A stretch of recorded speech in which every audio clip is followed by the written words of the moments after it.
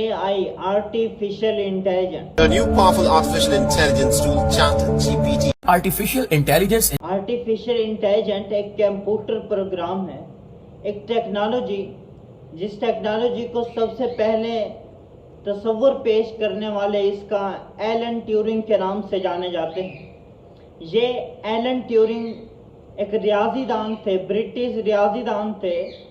ये सबसे पहले दावा करते हैं कि ये जो कंप्यूटर हैं ये एक इंटेलिजेंस रखते हैं, एक सोचने की सलाहियत रखते हैं। तो सबसे पहले इसको प्रूव कराने के लिए एक टेस्ट किया जाता है। इस टेस्ट में 2 रूम्स, एक में लड़का और दूसरे में लड़की।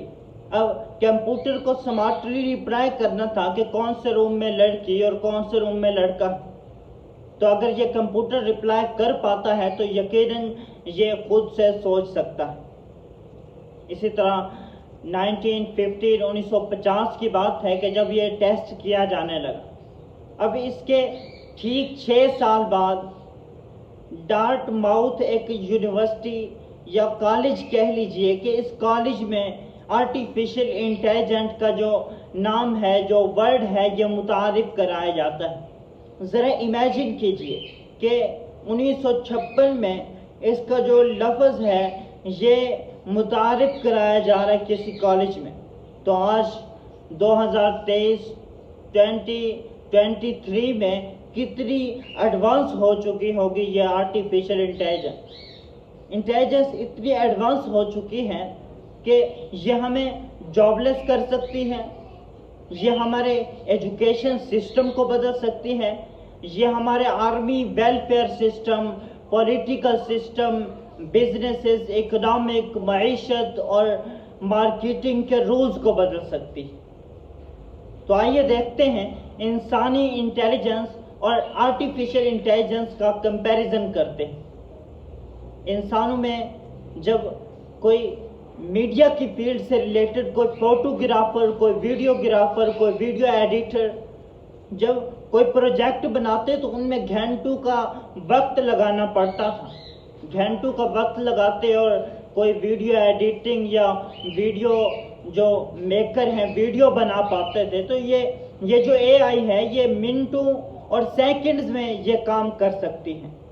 एजुकेशन सिस्टम की बात की जाए तो एजुकेशन सिस्टम में जब हम किताबों का रट्टा लगाते हैं, किताबों को याद करते हैं, वहीं पर हम अपने जो पेपर्स हैं, पेपर देने के बाद इन किताबों को भूल जाते थे।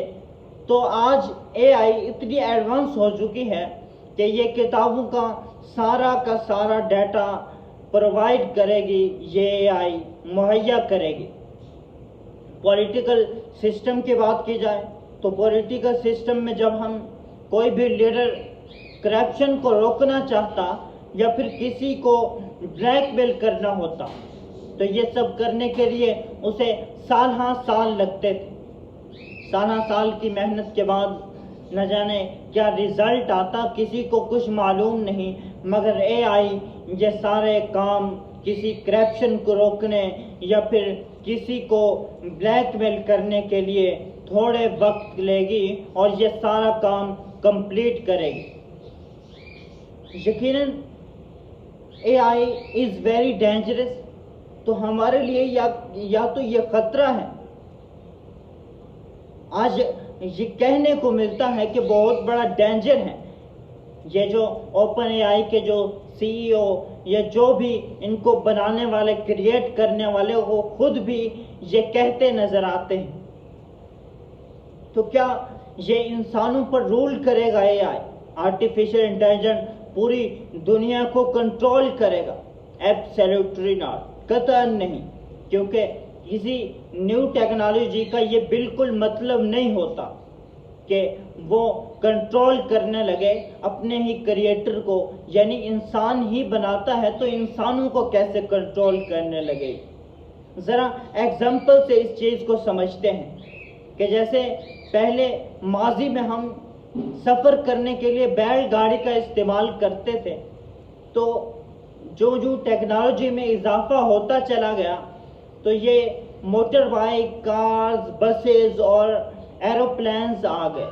तो क्या ہمارا یہ سفر جو پروسیس تھا سفر کا کیا رک گیا؟ ہم سب نے سفر کرنا چھوڑ دیا؟ بالکل نہیں، بلکہ انسانوں نے بیل گاڑی کا استعمال چھوڑ کر کار، بسز اور ایروپلینز کو استعمال کرنا شروع کر دیا۔ اگر یہ جو جاب لیس ہونے کا جو ڈینجر ہے، جو خطرہ ہے کہ یہ ہمیں ان امپلائمنٹ کر دے گا، تو ذرا ماضی میں نظر دہراتے ہیں کہ جیسے کمپیوٹر کی انٹری ہوئی مارکیٹ میں پہلی بار، تو کہا یہ جاتا تھا کمپیوٹر سارے کے سارے دنیا کے جو بھی سسٹم ہے اس کو بدل ڈالے گا، اور پھر یہ جو لوگ ہیں ان امپلائمنٹ ہو جائیں گے، جاب لیس ہو جائیں گے۔